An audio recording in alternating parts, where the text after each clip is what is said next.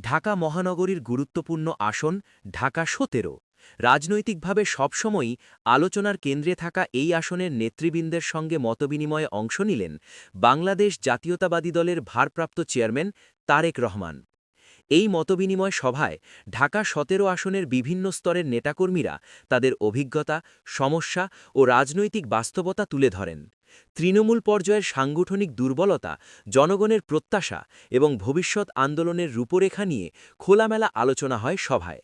Virtually যুক্ত হয়ে তারেক রহমান নেতাকর্মীদের উদ্দেশ্যে বলেন, জনগণের অধিকার ও গণতন্ত্র পুনরুদ্ধারের লড়াইয়ে সবাইকে ঐক্যবদ্ধ থাকতে হবে।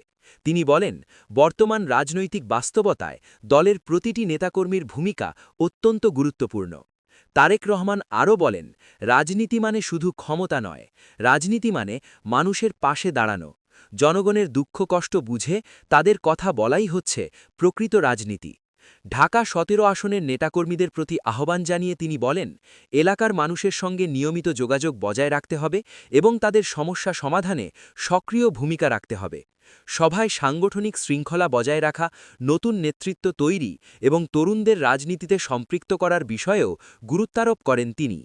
তারেক রহমান বলেন, ভবিষ্যতের বাংলাদেশ গড়তে তরুণদের প্রস্তুত করতে হবে এখন থেকেই। মতবিনিময় সভা শেষে নেতাকর্মীরা আশাবাদ ব্যক্ত করেন যে এই ধরনের সরাসরি দিক নির্দেশনা দলকে আরও সুসংগঠিত করবে। তারা জানান, তারেক রহমানের বক্তব্য তাদের মধ্যে নতুন উদ্দীপনা ও সাহস জগিয়েছে।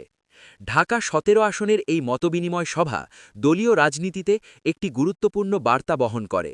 ঐক্য, সংগঠন এবং জনগণের প্রতি দায়বদ্ধতাই ভবিষ্যৎ আন্দোলনের মূল শক্তি।